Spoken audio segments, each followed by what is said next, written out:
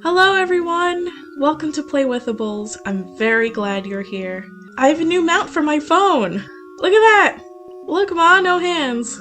So this is the first demonstration video for the channel. I kinda wanted to start working on the dolls off camera, but if I did that, then there'd be nothing to film. This first demonstration, for those who want to follow along, is gonna be very simple. I'm going to show you how to rebody a doll head. If you don't feel confident about repainting a face or anything like that, this is a very simple customization that does have an objective, correct way for the toy to turn out. Today's rebody is going to be very simple. I have a Monster High doll, this one's called Scare Screams, and I have a Hair Adorables doll, this is Super Neela. Their skin colors are very close, which will help the hybrid look like that's how it's supposed to look. I really like Neela's face, and I wanted to give her a taller body with more joints. Scara has elbows, wrists, and knees, which is the minimum amount of joints I prefer on a doll.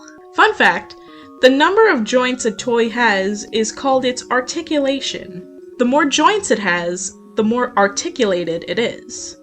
This hybrid is going to have 11 points of articulation. The neck, 2 shoulders, 2 elbows, 2 wrists, 2 hips, and 2 knees. Some dolls have up to 22 points of articulation nowadays. Maybe even more. Now, someone who's never switched around toy body parts before might assume you just pull the parts off, right? Well, that's not really a good idea since you could break the body. And if you break the body you want to use, you have to buy a new one and start all over. It's still a very simple process, we're just adding one extra step. A cup of hot water. And here's where I need to add a safety precaution. You need to always have adult supervision when working with hot objects. So if you're a kid who wants to do a rebody, pause this video and go get an adult that you trust to help you out.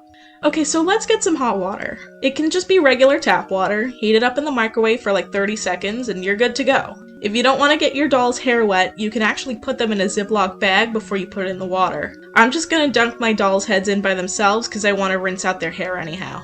The science behind why you need to heat up a doll's head is very simple.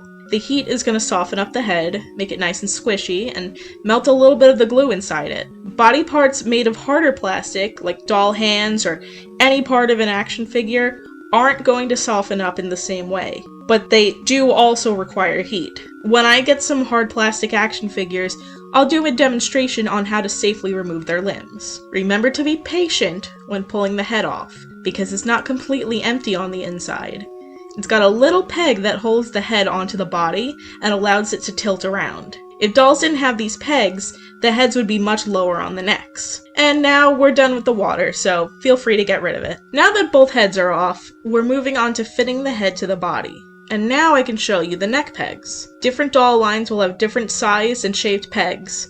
For example, if this peg on Scara's neck was too long, then Neela's head wouldn't be able to fit on it. If this is the case for your doll, I have another warning for you. You need to always have adult supervision when working with sharp objects. So if you want to follow along, pause the video again, and go get an adult that you trust. For this part, all you need is some strong scissors, or a knife if none of your scissors are strong enough. All you really need is something that's going to cut through weak plastic. Get it down to a more manageable length, file it down with a nail file or sandpaper if you feel like it, and then pop the head on. So this fit isn't as exact as I expected, but there's easy fixes for that as well. If your doll's neck hole is too small, you can stretch it open with a pair of scissors.